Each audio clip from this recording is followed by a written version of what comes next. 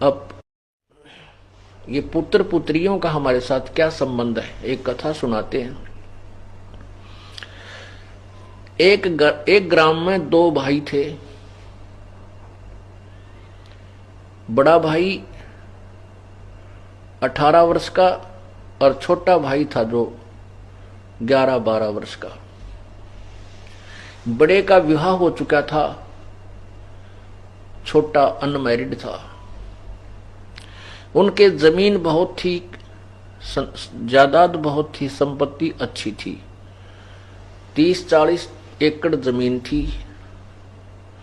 एक दिन बड़े भाई और उसकी पत्नी के मन में क्या हुआ कि वो छोटा भाई बीमार हो गया, बुखार आ गया। महीने 1.5 महीने 20 दिन वो बुखार ठीक ना होया, मोती जारा निकल आया। वो सूख के चारपाई पे पड़ा सा दिखे, थोड़ा सा, वैसे मरने की हालत में नहीं था, कमजोर बहुत हो गया था। माता पिता थे नहीं, मृत्यु को प्राप्त हो चुके थे। तो उस भाई और उसकी पत्नी के मन में क्या दोष आ गया कि ये हमारे पैसे खर्च करवा रहा है, बीमार हो गया, और ये मर जाता बढ़िया है, इसको मरवा दिया जाए। अब बीमारी का ही बहाना हो रहा है, लोग ने सोचेंगे बीमार था, और सारी संपत्ति अपने को मिल जाए। कहते हैं लालच नीच नकीब है इन फौजा माही। दोनों की एक सलाह होगी। वहां एक वैद्य था, उस वैद्य से मिले जो उसका ट्रीटमेंट कर रहा था। उससे कहा कि तो हम आपको कुछ पैसे दे देंगे, इसको विष दे दे, ये मर जा। तो उसने भी अपने 500-400 रुपये कह दिए, भाई 500 रुपये लूंगा, मैं दे दूंगा विष। वो 500 रुपये उस वैद्य ने लेकर उसको दवाई के रूप में विष दे दिया। वो लड़का मर गया। लड़का मर गया तो कोई बात नहीं, बात खत्म हुई, कोई चर्चा चली नहीं, भी बीमार था। उठा के कुल के लोगों ने अंतिम संस्कार कर दिया। अब वो सारी संपत्ति उनके पास होगी, और 1 वर्ष के बाद उनका एक लड़का हो गया, जब तक कोई संतान नहीं थी। अब इकलौता पुत्र और कोई संतान हो ही नहीं। इकलौता पुत्र, उसको खूब खिलावें, बढ़िया आहार करें, करवावें हैं, तो गिने दिनों में वो कुछ ही समय में जवान हो गया। कहने का भाव यह है कि 12, 13, 14 साल का होते ही उसका ब्याह कर दिया। उस लड़के का, अपने बेटे का विवाह कर दिया। विवाह होते ही 6 महीने के बाद, विवाह के 6 महीने के बाद पश्चात वो लड़का बीमार हो गया। वो इतना बीमार हो गया कि उसके पिताजी ने उसके ट्रीटमेंट पर कई हजारों रुपये बर्बाद किए, लगाए। जहां भी जिसने वैद्य बताया वहां गए, महंगे से महंगी दवाई। फिर कहीं झाड़ फूक करने वालों के बारे में बताया, वहां भी गए, लेकिन रोग समाप्त होने का, नष्ट होने का नाम नहीं ले रहा, और बीमारी बढ़ती ही जा रही है। दोनों, उस लड़के के माता पिता रो रहे हैं, और पैसा भी पानी की तरफ बहा रहे हैं, और लड़का सूखता जा रहा है, कमजोर, वीक होता जा रहा है। एक दिन दोनों, उसके माता पिता व उसके पास बैठे और बच्चे के मुंह की तरफ देख रहे। उस लड़के ने कहा अपने भाई का नाम लेकर के, भाई साहब मेरी बात सुन ले। अपने पिता को, उस लड़के ने अपने पिता से कहा कि भाई साहब मेरे आखिरी वचन सुन ले। अब उनको ये पक्का हो गया कि लड़का तो मरेगा, जब हमें पहचान नहीं रहा, मुझे भाई कह रहा है बाप को। तो उसका पिताजी कहने लगा, बेटा मैं भाई नहीं तेरा पिताजी हूं। बोला ना, तू मेरा बाप है। बाप नहीं है, तू मेरा भाई है। तो वो कहता, नहीं बेटा तू पहचान नहीं रहा, मैं तेरा बाप हूं ना, तू मेरा भाई है। सुन ले मेरी बात, कि मैं तेरा वो छोटा भाई था जिसको तूने विष देकर मरवाया,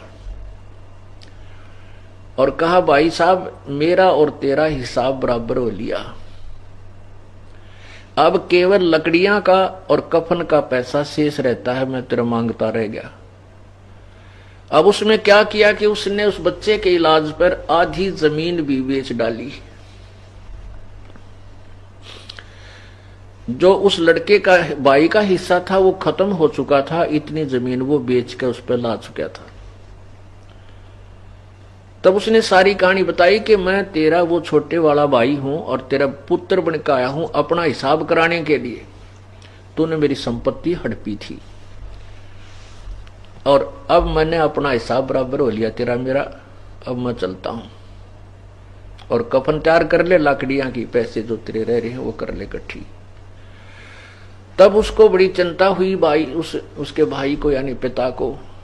कहने लगा भाई साहब एक बात और सुन ले, मेरी एक शंका का समाधान कर दे। ठीक है, हमने जो दुष्ट कर्म किया हमारा आगा आगी के जिसका बेटा मर जाए संसार में कुछ नहीं रहता, ऐसे काल की प्रेरणा का एक नियम है।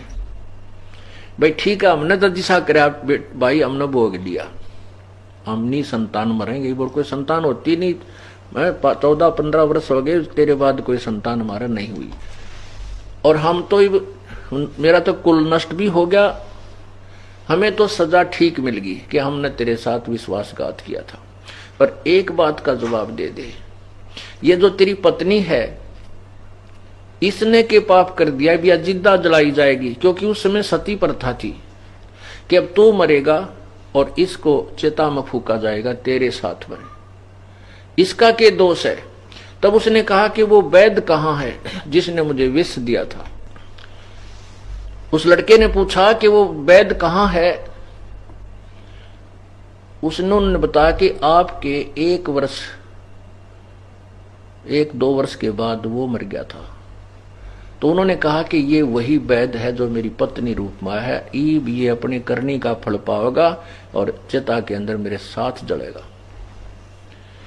पुण्यात्माओं, ये सत्य कथाएं हैं। परमात्मा यही बताना चाहते हैं कि एक बेटा बीमार हो जाता है और लाखों रुपए बर्बाद करके मृत्यु को प्राप्त हो जाता, उसका हमने कभी किसी जन्म में खा रखा था, उसको ले रखा था, वो बराबर कर चला।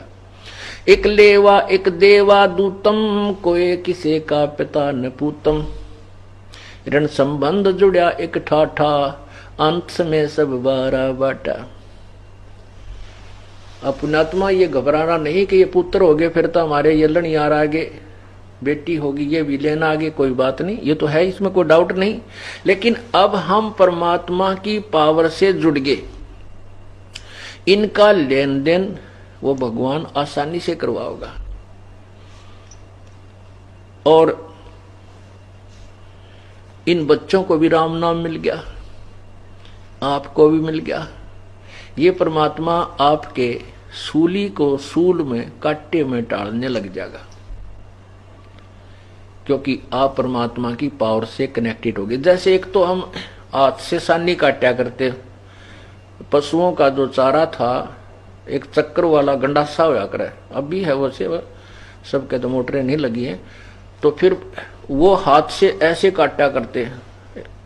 और एक जना उसमें वो गहरे लाया करता चारा काटने के लिए, उसके प्रणाल से में 1-2 जने लग कर, कितने कठिन काम था। और फिर ये अब बिजली का कनेक्शन मिल गया, बटन दाब देते हैं और उठा उठा कर वो चारा उसके डाल लगाते रहते हैं, cut cut cut cut cut 1 घंटे के अंदर ढेर लगा देता है। यानी कितना आसान हो गया वो काम।